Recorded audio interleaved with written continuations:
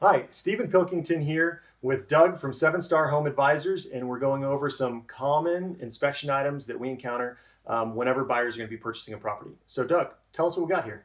Wanted to spend a little time talking about heating and air conditioning systems in the home. What we have here is a standard forced air furnace. This furnace is most likely about an 80 to 85% efficient furnace. What makes it more efficient is the fact that it has an inducer blower here, which helps to draw the combustion gases up and out of the furnace. It has an electronic, or in this case, a warming bar uh, ignition system, so it doesn't have a standing pilot light. But what this furnace does is it has basically the ability to take warm, heated air and distribute it throughout the house through a duct system throughout the home. The important things that we look for on a home inspection is we open up the furnace. The first thing we look for is any evidence of any corrosion or evidence of past moisture or water damage. Water can come from a number of different sources on a furnace. It can come from the air conditioning system, which is in the evaporator coil above. It can come from the vent system itself, where condensation can drain back down into the furnace and damage and deteriorate the inducer blower as well as the heat exchanger. It can also come from humidifiers, which are oftentimes a big nuisance for many people to manage and care for, and oftentimes get neglected on a home. So we open up the furnace, we look for any of those evidence of corrosion or rust or dirt and debris, and any evidence that there may be a reason for concern there. Then we also ignite the furnace. We run it through an ignition cycle and a process so that we can watch the furnace go through its ignition cycle, as I said.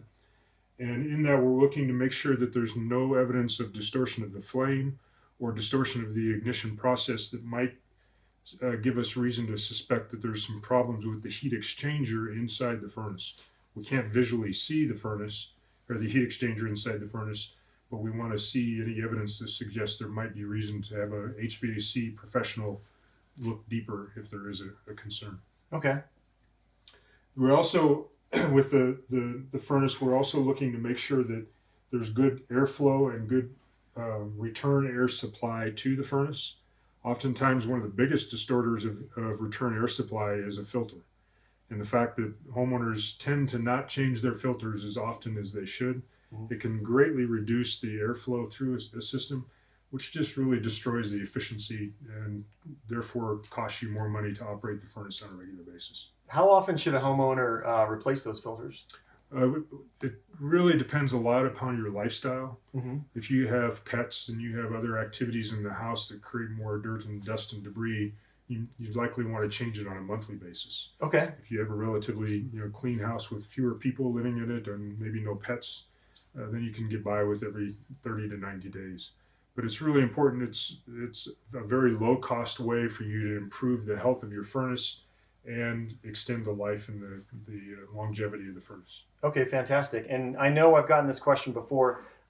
People go to Home Depot or Lowe's and they see furnace filters ranging from low cost all the way up to really expensive for the exact same size. Yeah. Is there any recommendation between those? It's one of the few things in life when cheaper is actually better. Really? Yeah. So with furnace, you want to make sure that you don't do anything that would block that airflow, as I was talking about a minute ago. Uh-huh. So the lower priced filters oftentimes are the better ones because they will catch the debris and they will catch the dust from the home, but they don't restrict the airflow. Okay. So buy the lower cost filters, replace them on a regular basis, and you'll have a happier, healthier furnace. Okay, fantastic. And in the event that you did see some things that were concerned, what would you recommend next? Then we would oftentimes recommend to have a professional HVAC technician come in and thoroughly clean and evaluate the furnace. They have the ability to take the furnace apart and do more than what we're allowed to do, and be able to inspect the heat exchanger and make sure that it's safe and in good working condition.